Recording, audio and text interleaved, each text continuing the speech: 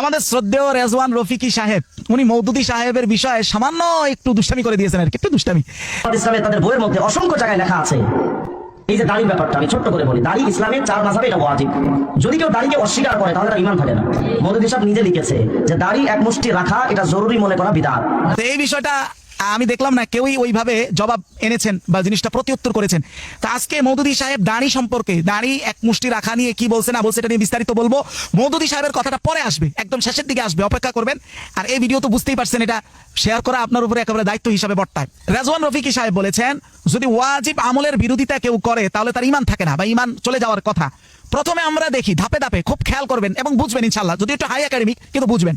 প্রথমে হচ্ছে ওয়াজিব বলতে কিছু আছে, এটা কি সবার কাছে একমত? মানে ইমাম আবু হানিফার কাছে তো নিশ্চয়ই, আমাদের কাছে তো ওয়াজিব বলতে কিছু আছে, কিন্তু সমস্ত ইমামদের মতে কি ওয়াজিব বলতে কিছু আছে কিনা এটা হলো প্রশ্ন। এবার উত্তরে আসেন। মাফাতিহুস সুনান, এটা তো আমাদের দাওরা ছাত্ররা চিনার কথা, দাওরায় পরীক্ষার সহযোগী হিসেবে পড়া হয়। 11 নম্বর পৃষ্ঠা, এখানে স্পষ্ট বলা হয়েছে যে আল আসলুর রাবি', আচ্ছা, চতুর্থ মূলনীতি, ইনদাল আহনাফ বাইনাল ফরদি ওয়াস সুন্নতি মারতাবাতুন। শুধু ইমাম আবু হানিফার কাছেই সুন্নত এবং ফরজের মাঝখানে আরেকটা জিনিস আছে, সেটা কি? সেটা হলো ওয়াহুয়াল উজুব, সেটা হলো ওয়াজিব। ওয়াজিব বলতে শুধু ইমাম আবু হানিফার কাছে আছে। ওয়াইন্দাল আইম্মাতিস সালাসা, অন্য 3 ইমাম, ইমাম শাফি, মালিক, আহমদ ইবনে হাম্বল, লাইসাত বিমারতাবাতিন বাইনাহুমা, ওনাদের কাছে ফরজ সুন্নতের মাঝামাঝি কোনো মর্তবা নাই। মানে হলো হয় ফরজ হবে নয় সুন্নত হবে, ওয়াজিব বলতে ওনাদের কাছে কিছু নাই। যেমন ইমাম মালিক বলেছেন এরকম যে ফাইন্দাল মালিকি ইয়া মারতাবাতুল উজুব হিয়া মারতাবাতুস সুন্নাহ। ইমাম মালিকের কাছে আমরা যেটা ওয়াজিব বলি এটা তার কাছে হলো সুন্নাত। আমরা প্রথমত এতটুকু জানলাম এখান থেকে যে ইমাম আবু হানিফা ছাড়া কারো কাছে ওয়াজিব বলতে কিছু নেই, যদিও এটা লফজি ইখতিলাফ। এখন হানাফিরা যেটা ওয়াজিব বলে এটা তাদের কাছে সাবেত হয় কি ভাবে, এটা একটু বুঝতে হবে। মানে ওয়াজিবটা প্রমাণিত হয় কি মাধ্যমে, এটা একটু বুঝি। মাওসুআতুল মাফাহিম আল ইসলামিয়্যা আল আম্মা এর 1 নম্বর খণ্ড 496 নং পৃষ্ঠায় এখানে স্পষ্ট বলা হয়েছে আম্মাল হানাফিয়া, হানাফিরা ফরজ সাব্যস্ত করে, বা শুধু হানাফি না, এখানে সবাই ফরজ সাব্যস্ত করা হয় মা উরিফা উজুবুহু বিদালিলিন কাতঈয়িন, মানে হলো ফরজ হবে শুধুমাত্র অকাট্য দলিলের মাধ্যমে। খেয়াল রাখবেন, অকাট্য দলিল আর একটা হলো সম্ভাব্য দলিল। তাহলে ফরজ সাব্যস্ত সবার কাছে হয় কি দলিল দ্বারা? অকাট্য দলিল দ্বারা। ওয়া আম্মা মা উরিফা উজুবুহু বিদালিলিন যান্নিয়িন, যদি কোনোটা সম্ভাব্য দলিল দ্বারা প্রমাণিত, অকাট্য না, তাহলে একমাত্র সেই ক্ষেত্রে ওই আমলটা ওয়াজিব সাব্যস্ত হয়। তাহলে আরেকটা ধাপ সামনে আগাইতে হয়, সেটা হলো অকাট্য দলিল। আবার এটা কেমন? সম্ভাব্য দলিল, ওটা আবার কেমন? এটা বুঝতে হয় না? আসেন এটা একটু বুঝি। ইলমু উসুলিল ফিকহ, এটার লেখক হলো আব্দুল ওয়াহাব খাল্লাফ, 1 নম্বর খণ্ড এর 42 নং পৃষ্ঠা উনি সুন্দরভাবে বুঝাইছেন যে আম্মা মিন জিহাতিল উরুদ ফাসুন্নাতুল মুতাওয়াতিরা কাতঈয়াতান আল উরুদ আনির রাসূল। দেখেন 1 নম্বর এখানে বলা হয়েছে, দ্বিতীয়টা মানে 1 নম্বর হলো অকাট্য দলিলে আসেন। অকাট্য দলিল 2 ভাবে হয়। কয়ভাবে হয়? 2 ভাবে। অকাট্য দলিল হয় কোরআনের আয়াত দ্বারা হবে, মানে আয়াত দ্বারা যাই দলিল আসে সব অকাট্য, কোরআন দ্বারা যা আসবে সব অকাট্য হবে, এটা 1 নম্বর মাথায় রাখেন। 2 নম্বর হলো হাদিস, হাদিস দ্বারা যা আসবে সব কি অকাট্য কিনা, এটা হলো প্রশ্ন। হাদিসের ক্ষেত্রে বলা হচ্ছে এই কিতাবের মধ্যে যে হ্যাঁ, হাদিস যদি হাদিসে মুতাওয়াতির হয় তাহলে অকাট্য দলিল হিসেবে গ্রহণ হবে। এবার তাহলে আবার বুঝতে হয় যে হাদিসে মুতাওয়াতির আবার এটা কোন জিনিস। হ্যাঁ, হাদিসের মৌলিক 3টা প্রকার আছে, মুতাওয়াতির, মাশহুর, খবরে ওয়াহিদ। একটু একেবারে হাই একাডেমিক হলো সহজে বুঝবেন। হাদিসে মুতাওয়াতির মানে হলো যেটা হাজার হাজার মানুষ বর্ণনা করেছে, মানে এত মানুষ বর্ণনা করেছে কোরআনের ক্ষেত্রে, যেটা আর কি মনে করেন এইটা এতগুলো এলাকার মানুষ একসাথে একটা মিথ্যার উপরে একমত হয়েছে, এটা কখনো সম্ভব না, এটা হলো হাদিসে মুতাওয়াতির। আর খবরে ওয়াহিদ, ম্যাক্সিমাম হাদিস হলো খবরে ওয়াহিদ, ম্যাক্সিমাম খবরে ওয়াহিদ হলো একটা চেইন ব্যবহার করে আসছে, ম্যাক্সিমাম মানে একজন থেকে একজন থেকে মানে একটা রোড ব্যবহার করে, একটা রোড মাত্র ব্যবহার করে আসছে।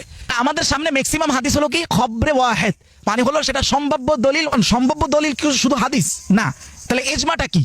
এজমা 2 ধরনের, একটা হলো অকাট্য এজমা, আর একটা হলো আপনার সম্ভাব্য এজমা। মানে এজমায়ে কতঈ, এজমায়ে জান্নি।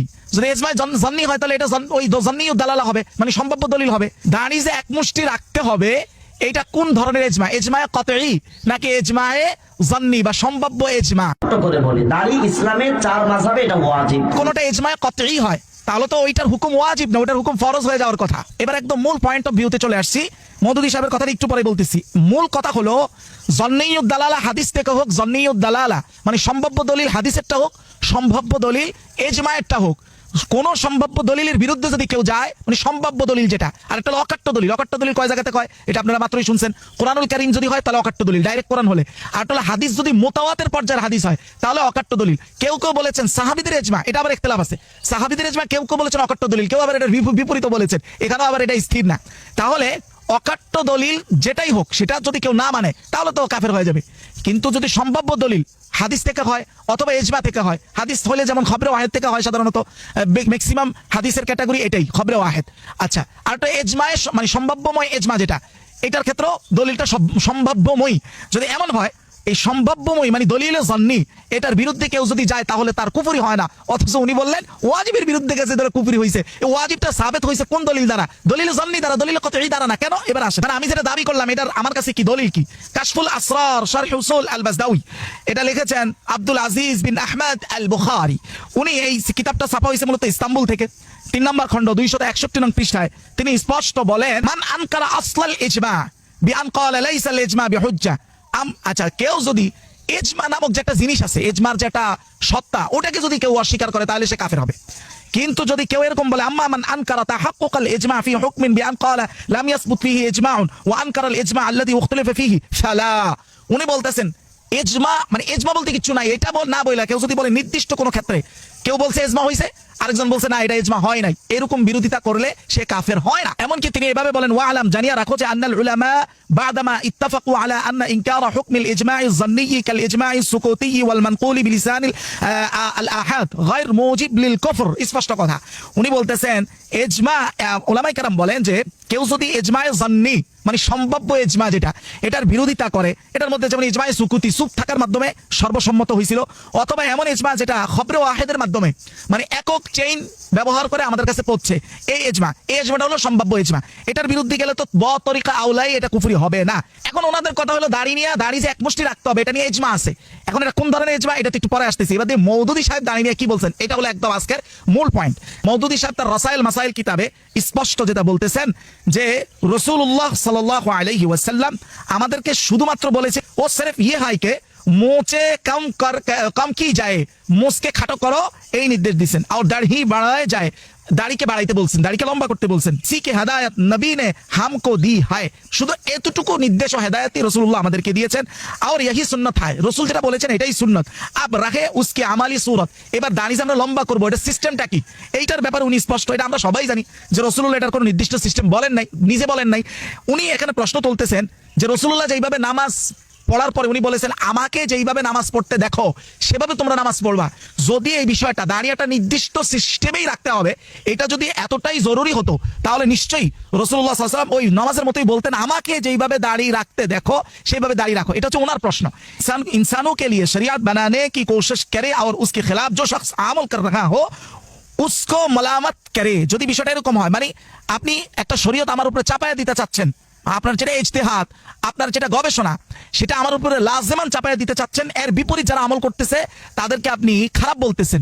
এখানে যে উনি বলছেন এই ধরনের কার্যক্রম হচ্ছে সম্পূর্ণ বেদাত। উনি খেলাফ আমল করনে ওয়ালু কো মালামত করেগা তো ইয়ে বেদাত হোগা।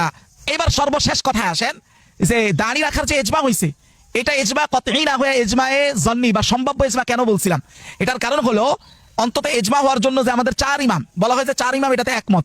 এইটা আসলে ইমাম শাফি থেকে 2 ধরনের কওল বা 2 ধরনের কথা আসে, দুইটা বিপরীতমুখী। ইমাম শাফি থেকে একটা কথা অনুযায়ী তিনি আমাদের সাথে আছেন, সেই হিসাবে ইজমা হইছে, মানে এক ইমামদের একটা ইজমা হইছে। আচ্ছা, আর ইমাম শাফির আরেকটা কওল মানে আরেকটা কথায় তিনি আমাদের সাথে নাই।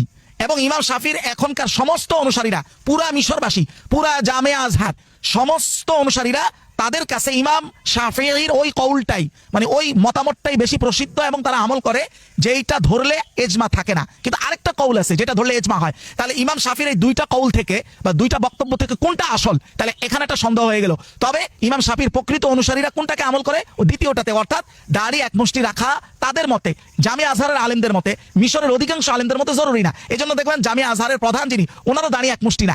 এখন সর্বশেষ কথা হলো জামিয়া আজহারের এবং মিশরের ইমাম শাফির ম্যাক্সিমাম অনুসারীরা দাঁড়িয়ে এক মুষ্টি রাখার পক্ষে না, বা দাঁড়িয়ে এক মুষ্টি রাখার সাথে আমাদের সাথে ইজমা নাই। এই জন্য আমাদের ইজমাটা সম্ভাব্য হয়েছে, এই জন্য আমরা এটা ওয়াজিব বলছি, ফরজ বলতে পারি নাই। তাইলে ওইটার বিরুদ্ধে মওদুদী সাহেব কথা বললে তার ঈমান চলে যায়, তাহলে পুরা মিশরবাসী, পুরা বিশাল একটা শাওয়াফিদের জনগোষ্ঠী, তাদের ঈমান নিয়ে আপনি কি বলবেন? তারা তো এটার সাথে পুরোপুরি একমত না, বরং তাদের এখানে তো জামিয়া আজহারে তো আরো ডিগ্রি নিতে যায়, আমাদের গ্রাম্য ভাষায় বলে ডিরগি নিতে যায়, ডিরগি নিতে যায়। সাহস থাকলে, বুকে ফাটা থাকলে বলেন যে জামিয়া আজহারের সমস্ত আলেম, সমস্ত উলামা, সমস্ত আইম্মা এরা ফাসিক, আপনি বলতে পারবেন? এই শুধু ইমাম ওই মওদুদী সাহেব এই বেচারার বিরুদ্ধে এমন সিন্ডিকেট গড়ে তোলা হলো, তার ঈমান নাই, তার ওইটা নাই, সেটা নাই। আমার মনে হয় আল্লাহ জানে জান্নাতে যদি কোনোভাবে তিনি চলে যান, জান্নাত নিয়েও ঝগড়া হবে। আল্লাহ আমাদেরকে মাফ